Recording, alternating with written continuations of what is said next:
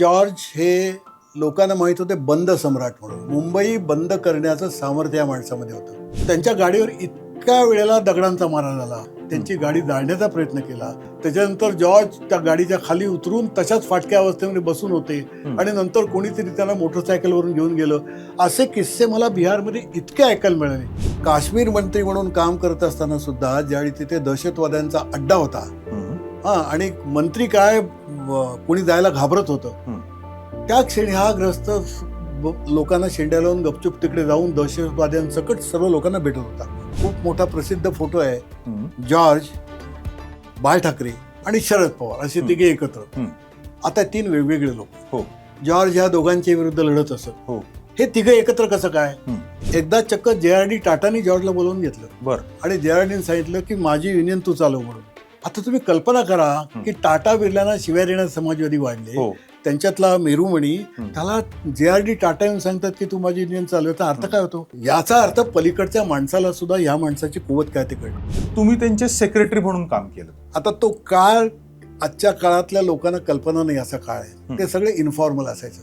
माणसाकडे माणसं अट्रॅक्ट होत होती. म्हणजे आजच्यासारखं नाही इंटरव्ह्यू तो आता सेक्रेटरी झाला असलं काही नाही. जॉर्जची गंमत अशी आहे की इतक्या मोठ्या प्रमाणावर माणसं त्यांच्या भोवती गोळा झाली होती. म्हणजे लोक आपले पैसा, अडका, घर, दार, दागिने सगळं सोडून जॉर्जच्या पाठी लागलेले. या सागरात मी एक होतो. तर असे काय गुण होते जॉर्ज फर्नांडिस यांच्यामध्ये की लोक जो प्रस्थापित नेता आहे त्याला सोडून एक नवीन पोरग जे उभं राहतंय त्याच्या मागे खंबीरपणे उभे राहिले? एक तर अनेक भाषा बोलायचे. गुजराती, तुळू, कन्नडा, मराठी उत्तम. आणि त्यांच्या या पर्सनॅलिटीमुळे माणसं खूप यायची. आणि महासागर माणसांचं. प्रेसने त्यांची इमेज एक राक्षस म्हणून केली होती, पण प्रत्यक्षामध्ये समोर आल्यानंतर तो माणूस इतका तुमच्याशी बोलणारा, अत्यंत नॉलेजेबल, प्रत्येक गोष्टी त्याला माहिती, म्हणजे तुमच्याशी तुमच्या विषयावर बोलू शकणारा. बरोबर. असं म्हटलं की माणूस खलासच होणार ना.